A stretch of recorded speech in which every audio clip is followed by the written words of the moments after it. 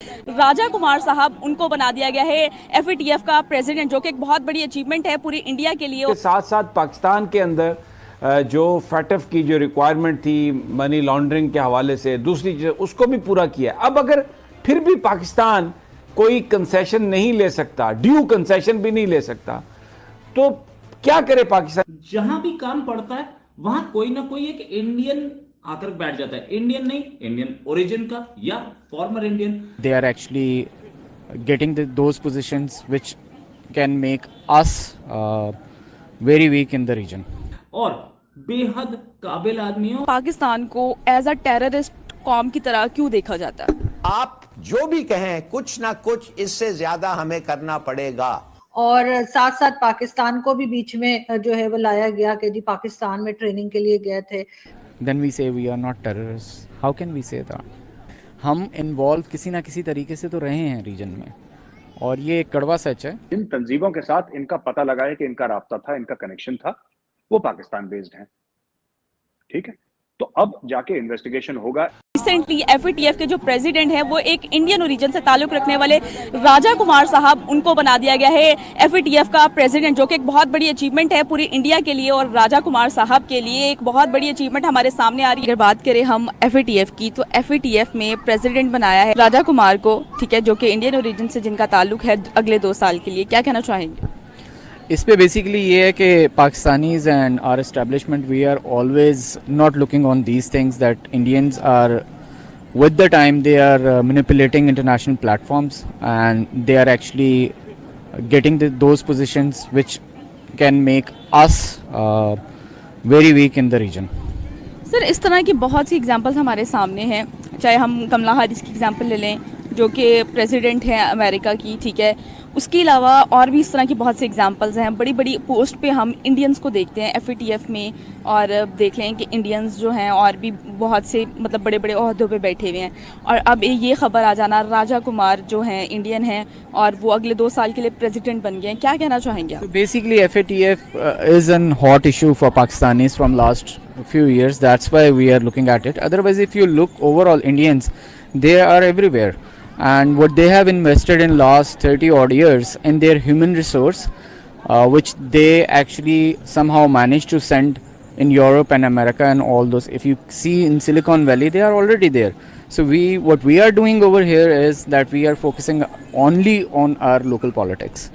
ये बताइएगा कि पाकिस्तान को एज अ टेररिस्ट कौम की तरह क्यों देखा जाता है? History, we fought for other nations, and then we say, and in other countries, then we say we are not terrorists. How can we say that? We have to justify. We have to justify everywhere. Reason being that हम इसको देखना चाहें या ना देखना चाहें, हम involve किसी ना किसी तरीके से तो रहे हैं रीजन में, और ये एक कड़वा सच है। उसको अब ख़त्म करने के लिए establishment or politicians, they are working on it, but it'll take its time. Exactly. Sir, ये बताइएगा कि आप अप्रिशिएट करते हैं जिस तरह राजा कुमार जो कि एफएटीएफ में प्रेसिडेंट बने हैं, आप इंडिया को अप्रिशिएट करते हैं? For regional peace and for the other countries in the region, China, Pakistan, Russia, and if we see this thing, I think it's going to play a negative role overall. So I can't appreciate that. Yes, we should have those positions. Yes, they are getting it because they've worked it out. But I can't appreciate that because they always have their own eye to look at Pakistan. साथ ये 2 लोग जिन्होंने मारा है, जो कि 2 Muslims हैं और इन्होंने मारा है, और इनकी बाइक का नंबर भी जो है वो बताया जा रहा है 2611, और साथ साथ पाकिस्तान को भी बीच में जो है वो लाया गया कि जी पाकिस्तान में ट्रेनिंग के लिए गए थे। 2 चीजें हैं, पहले आप माइंडसेट देखिए। कोई बंदा एडिशनल पैसे देता है, प्रीमियम देता है, ज्यादा पैसे देता है कि 2611 का नंबर, ये रैंडम नहीं था। 2611 उन्होंने अप्लाई करा। देखिए 2 चीजें होती हैं, एक तो ये है कि आपके गाड़ी का नंबर निकला, उसका नंबर 2611 था, राइट, निकल जाता है नंबर, कोई बात नहीं, वो नंबर निकल गया 2611। एक तो ये बात है। दूसरी चीज है कि आप बोले कि मुझे 2611 चाहिए, और मैं आपको, क्योंकि हमारी अथॉरिटी में ऐसा होता है, जो ट्रांसपोर्ट अथॉरिटी होती है, आरटीओ होता है, वहां पे कुछ नंबर्स होते हैं, वीआईपी नंबर्स, उसके लिए अगर आप ज्यादा पैसा, आई थिंक पाकिस्तान में भी होता होगा, कई जगह होता है, हाँ, इधर भी अगर होता आपको हाँ तो खास आपको नंबर चाहिए तो आप ज्यादा पैसे दीजिए, फिर आपको नंबर मिलता है। तो उन्होंने पैसे दिए 26/11 और उनकी बाइक का नंबर था। उन्होंने जश्न मनाया, इतने हिंदुस्तानी मर गए, उसमें अमेरिकन भी थे, उसमें यहूदी भी थे, उसमें सब कुछ थे।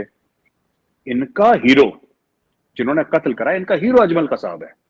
आप समझ रही हैं आरजू जी? पहली चीज। दूसरी चीज, जिन तंजीमों के साथ इनका पता लगाया कि इनका राब्ता था, इनका कनेक्शन था, वो पाकिस्तान बेस्ड हैं। ठीक है, तो अब जाके इन्वेस्टिगेशन होगा, एनआईए देख रहा है, एनआईए के हाथ में इन्वेस्टिगेशन है, नेशनल, हमारी जो प्रीमियर इन्वेस्टिगेशन एजेंसी है इंडिया की एनआईए इसको देखेगी और एनआईए फिर इसको आगे अंजाम तक ले जाएगी कि इसमें क्या करना है, किस तरीके से करना है। पाकिस्तान की किस्मत ही खराब है, जहां भी काम पड़ता है वहां कोई ना कोई एक इंडियन आकर बैठ जाता है। इंडियन नहीं, इंडियन ओरिजिन का या फॉर्मर इंडियन। पहले आईएमएफ से काम पड़ा तो वहां पर डेप्यूटी मैनेजिंग डायरेक्टर बन के पहुंच गई अपनी गीता गोपीनाथ। हालांकि वो इंडियन नहीं है, लेकिन नेशनैलिटी उनके पास अमेरिका की है, लेकिन इंडियन है, इंडिया में पैदा हुई है, इंडिया में पढ़ी लिखी है, इंडिया में सब कुछ है, रहा पेरेंट्स उनके अब भी इंडियन है। दूसरे एफएटीएफ से काम पड़ा तो वहां पर जाकर के बैठ गए राजा कुमार। अब पाकिस्तान क्या करे? पाकिस्तानी जर्नलिस्ट, पाकिस्तानी लोग, सबको कहीं ना कहीं तो दिख रहा है कि हर जगह जहां पहुंचेंगे, जहां पर उंगली डालेंगे, वहीं पर एक इंडियन बैठा मिलेगा। तो ये किस्मत खराब होने का नुकसान क्या? नुकसान कोई नहीं है, क्योंकि ये लोग अपने अपने कंट्रीज के लिए लॉयल हैं, अपने अपने कंट्रीज के, और बड़े